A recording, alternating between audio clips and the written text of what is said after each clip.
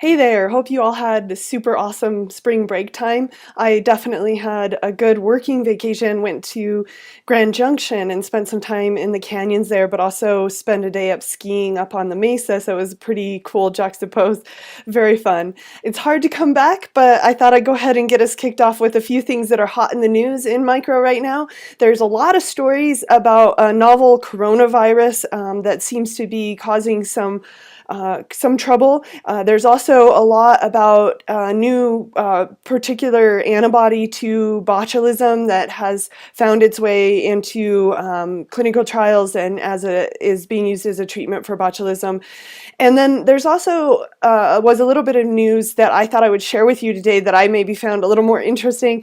And that was a story on the mapping of bacterial biodiversity. And this particular one is focusing in on ocean environments and looking particularly at non-equatorial latitudes and how there's a fluctuation in biodiversity throughout the year. And of course, that doesn't seem too stunning, but I think what's really cool about this idea is that we really don't have a map, a global map of bacterial biodiversity. And I think that would be a really, really awesome way for us to be able to get a little bit more of a handle on effects of climate change on microbial populations. So I thought that was what I would share with you before we dive into scheduling for the day. And as I said, the last full week of March is where we're headed. And it's kind of a strange time because just having come off of spring break, we now go into a shortened week of school, which is very pleasant. Nice to have Friday off. But what it does mean for us in the lab is that we won't be able to direct students to open lab this week, and instead we will have to try to get them to attend other lab sections. This shouldn't be too hard if we're really careful about things, remembering that, of course, T and Elia's lab does run ahead of ours, so if someone knows they'll miss ahead, or miss a lab that they want to make up ahead, that's one possibility that they can do. We can have them attend other lab sections, and we can even have them make up a lab during another lab section if we feel like that's a necessary thing to do. We just need to be very proactive about it.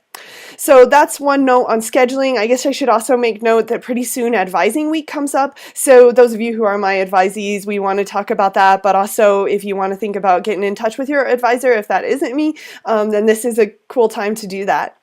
Okay, I think that covers scheduling, and I want to talk about Labs 17 through 19. Of course, I already spent a lot of time talking about Lab 17 TA guidelines because I made a lot of mention of the fact that you're going to need the clues for your unknowns. So you're going to want to be able to print those off and cut those and have those ready for the day. So I showed you how to go through that on your TA jump drive and how to print those. But just a reminder that you do want to bring those clues with you to lab and then make sure that you have the corresponding numbers to those numbers that are prepared in tube form to go along with your clues. This is also the day that you're going to want to assign the hypotheses and references assignment, and this is due during Lab 19, so it gives them a little bit of time to work on it, but it's a confusing assignment because we're having them use some sort of format for their references that is a journal format rather, and we want to explain to them that this is neither MLA nor is it APA. It's the format that the journal wants their authors to use.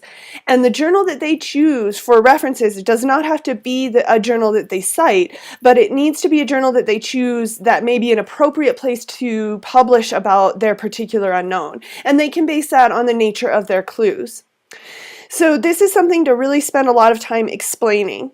The other thing that I wanted to talk about with regards to Lecture 17 is that this lecture is primarily review. So I'm just going to bring this into the picture. And I've really been impressed with a lot of the improvements that you've all been making in your lectures.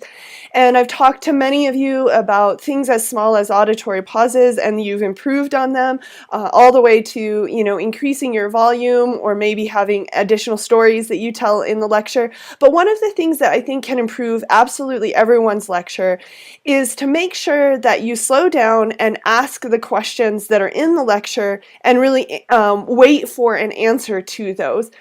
And Lab 17 has, because it has a lot of review, this is a perfect place to do something like that. So even while the students are still interpreting their tests from the last lab, you can go ahead and start the lecture, but then you can do it very, very slowly. So you can say, okay, remember that coagulase is the enzyme that clots blood plasma. So looking at your results today, who can tell me which organism was positive for that? And give them some time. Be willing to pause, be willing to let them struggle a little bit and look and try to find the coagulase positive tube. And that will make this section of the lecture a lot more fun, a lot more engaging than simply running through it and saying, okay, strep pyogenes is sensitive, strep A galactiae is resistant, and just saying what is written there. The same can be done for the KIA tubes and seeing if what they predicted for their results is what they saw. And hopefully for most of you that will be the case. We did try to wait to put these in the incubator, and I'll be putting them in the incubator tomorrow for the Tuesday, Thursday lab sections. So we'll be able to recognize that these will have, I hope, the profiles that we're expecting them to have. So this is just a great place to review and really think about engaging the students, bringing them into the lecture and whatnot. Okay, great. That is Lab 17, and I think for the most part, because we covered it before, that's all I'll say about it today. I want to take a minute to look at the TA guidelines for Lab 18, which this lecture is the one in which we're telling them how to inoculate a reserve in a working stock. Pretty straightforward, but it's also the lecture where we're going to be talking about wine preparation.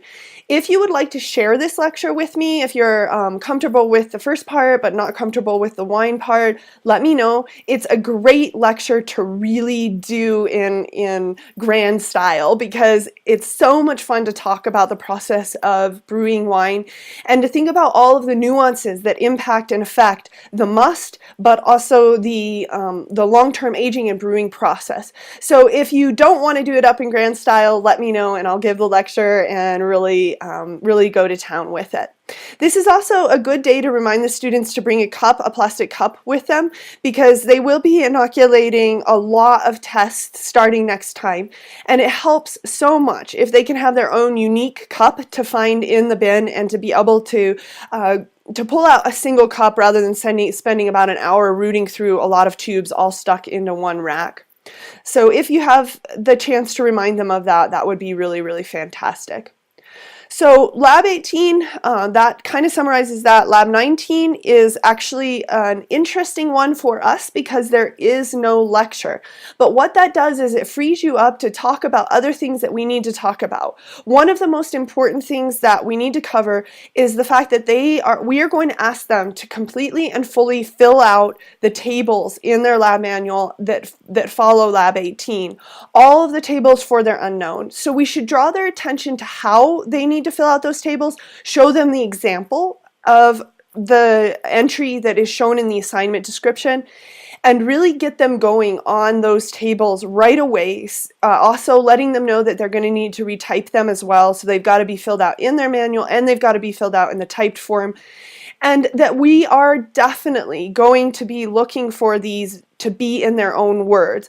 We've had trouble in the past with people cutting and pasting from my website and just putting that verbiage straight into their tables, and we really will not accept this. We will consider it plagiarism. So while we want those things that we provide as resources to be resources, we don't want them to be verbatim in their tables. And so I think the best way to prevent this is, rather than saying no plagiarism, which it just doesn't make any difference, it doesn't help students to do that.